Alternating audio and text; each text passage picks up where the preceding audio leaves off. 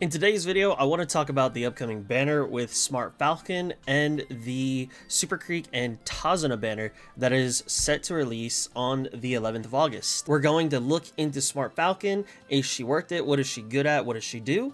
And we're also going to talk about the Super Creek and Tazuna cards, and while they have been out, is it really worth to pull right now? So let's get started. First off, when it comes to characters, the main thing that you'll probably hear from anybody is we're all going to wait for Seiun Sky.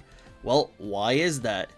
Seiun Sky's ability right here, Seiun Sky, you get for 2.4 seconds, you get 0.2 acceleration as an inherited unique ability. Now this is good because you definitely want the acceleration on the final leg when you're not on a corner and when you are number one. So this is generally good for anybody who's gonna be wanting to push for first place. That's what we all want to do, right? So 0.2 for 2.4 seconds. Let's remember this, because for Smart Falcon, this character is a little interesting in my opinion. So the first good thing is that she is a dirt character. We don't have many dirt people right now. We have Oguri Cap, Taiki Shuttle, Haru Urara, and El Condor Pasa. So this would give you another option for dirt if you're struggling on dirt characters. Another great thing about this character is you do have the 20% speed growth and the 10% power growth rates. So those are very favorable growth rates for this character. On top of that, because she runs dirt, it is very good that it has an A aptitude in mile. She can also run the mediums, and then she is a front running character. If you like the front runners, you know, this may be someone that you like. But let's take a look at her unique ability. So this says when you're in the middle leg and you're not on a corner and you are in position 1 or 2 and you have someone at most 1 horse length behind you, so they're kind of like trailing you, then her ability will pop. Her ability gives her for 5 seconds. She gets 0.25 target speed and 0.3 acceleration. Now, of course, this can be track dependent. If you have a straight that's going right into the final leg, this would be very beneficial because you want acceleration going into the final leg, right? However, if you've got a straight and then a corner going into the final leg, it may be a little less beneficial. However, you can always throw someone's unique skill like Taiki Shuttle or El Condor Pasa. Both of those could easily be inherited into her, and then she can get a little bit more acceleration. Maruzensky as well, of course. Now, the thing that I want to look into is when it's inherited. Of course, it's the same conditions needed. However, it's 3 seconds of 0.05 target speed and 0.1 acceleration. If we're to take a look at characters like Maruzensky and Taiki Shuttle, you know, let's not kid ourselves, it's 2.4 seconds of 0.2 on both of them. Now, of course, they have different activation conditions. However, that acceleration is the juicy part, and the acceleration is just 0.1. Now, of course, to balance it out, you know, they are given a little bit of target speed, but 0.05 is not much to write home about, in my opinion. So I don't believe that she's going to be that great of a parent to pass down her unique skill to. However, as a dirt character, she definitely can be a solid option, again, if you're lacking in that department. Now, is this someone that I would hard try to pull for? Well, that really kind of depends, you know, if you don't have a Maruzensky for the skill, if you don't have a Taiki Shuttle, dirt, if you don't have El Condor Pasa or Oguri for dirt, and you're really just hovering with that Haru Urara, you know, it may be worth to pull 1 or 2 multis here. However, again, with Seiun Sky just around the corner, it is hard to justify, especially if you're a free-to-play or a light spender, to do a couple pulls here and there. If you want to pull for a dirt character, if you want to pull for someone who has a decent front run ability that can be passed on as a third option, this isn't a bad person. If we take a look at her other abilities, she's got prudent positioning, so it helps with her lane movement speed, so that's going left to right, and she gets that for 3 seconds at any time during the beginning leg or the early leg. She's got front runner savvy, which just gives you 40 wisdom and 5 field of view, and then she's got top pick, which when you're on a dirt track and you're in the middle leg and you've been blocked on the side for more than 2 seconds, for 2.4 seconds, you'll get 0.15 target speed.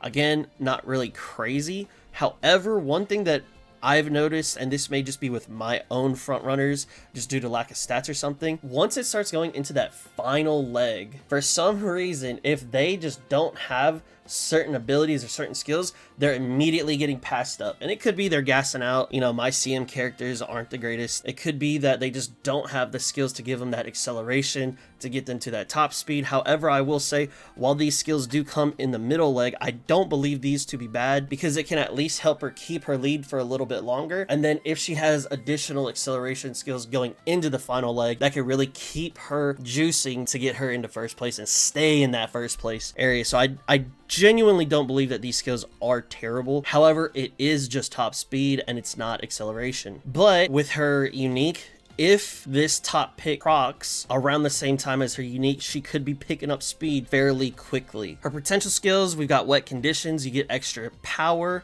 40 or 60 just depending. We've got center stage, which is the gold variant of prudent positioning, so it just gives you a little bit more of that side-to-side lane movement. We've got the Oi race course, so you get some stamina on Oi race courses. And then we've got trending in the charts, which is the gold variant of top pick, so you'll just get a little bit more target speed here. We also have leader's pride, which is very good for front runners. When you're front running in the early leg and the change order has happened at least once, and the race has been going on for more than 5 seconds, you'll then get that target speed for 3 seconds. So this lets her secure that early lead positioning, which is never a bad thing for front runners, because that's what you need.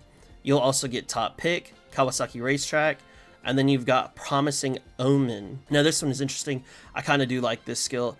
When you're running on a dirt track and you are in the later half, so the second half of the middle leg, but you're in the first half of the pack, you then get 0.15 target speed for 2.4 seconds. Again, a lot of her abilities just seem to help her as she's in that middle leg. I believe that's where she's going to want to start darting off. So you get all this increased target speed, and then she gets her unique to proc, and then she's going to be accelerating, and that target speed, she's going to through that middle leg, and hopefully it allows her to cruise into first place at the end. Now again, in my opinion, I don't believe this is anyone that has an amazing unique to pass down to other characters.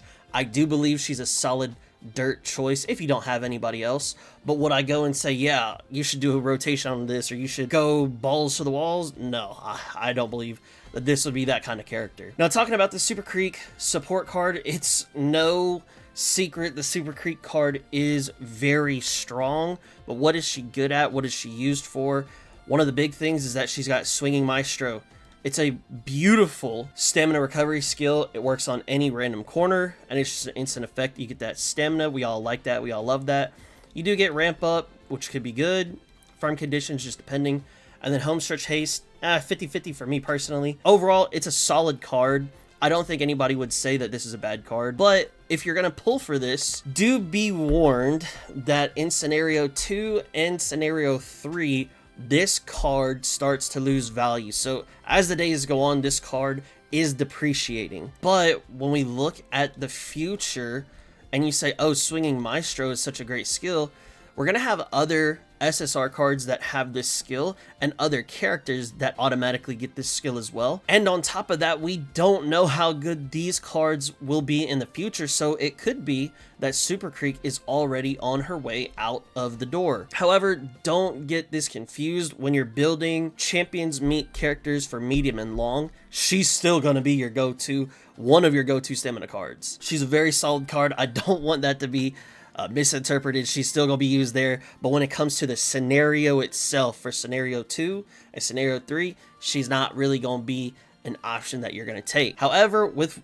this, I do want to say a couple things. At LB1, she gets her stamina bonus. At LB3, she gets her initial friendship gauge to 15, and then at LB4 she gets it to 30, which is obviously preferred. And then depending on where you have her at, she has specialty priority of 40 to 55, and the 55 is the last spot at 3LB. Now I wanted to bring this up because, let's not kid ourselves, this is not an anchor card by any means. This is definitely a floater card. Whenever I have, let's just say, 2 speed rainbow hit, and then maybe Super Creek is there, it's going to increase the stat that I get because of her training effectiveness. So fundamentally speaking, she doesn't want to stay to stamina only because of her training effectiveness. So that's why she has a little bit lower specialty priority. Now, if you wanted to see a card that is a stamina anchored, that's an SSR card, we could take a look at Seiun Sky, who at 0 LB has 70 specialty priority.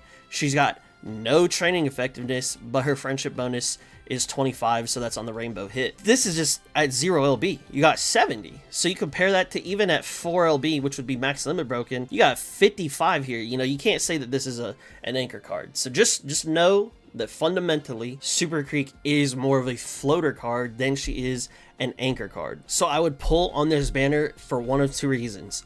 One, you got super lucky on the Kita banner and you didn't get to pull for that many SRs. I would definitely go into this banner and pull for SRs because Super Creek at the end of the day, still Super Creek, still gonna get great value out of her. Two, if you didn't pull on Kita's banner, and let's say you started the game a little bit earlier, this is still a solid banner to pull on. Now, let's talk about the elephant in the room. If you pull on this Super Creek banner and you get Tazuna's, let me tell you, this is not what you want to go for. She will be useful until the end of scenario 1. However, after that, she will depreciate in value exponentially quick because she's not going to be used in any other scenario outside of scenario 1. And as you know, when we go to the next scenario, our stats are going to get higher, our characters are going to be stronger, and so now Tazuna doesn't really have a place to be used. However, if you do get her, it doesn't mean you can't use her for the X amount of time that we have in the URA finale scenario. It's just that looking towards the future, she won't have as much use. If you do get her, she's a okay at 0 LB. I'd really prefer to have her at 1, so at least I can have some training effectiveness. And then at 3 LB, I can get the initial 15 speed, which is where I'd really prefer her to be at base minimum. But I will say I have a 1 LB, just randomly Tazuna. I have used her. She still feels great no matter what. She definitely helps the scenario feel so much better as far as being able to get rid of negative ailments and as far as being able to just give you so much energy back. She still does those things great. But this is not your chase card in this banner.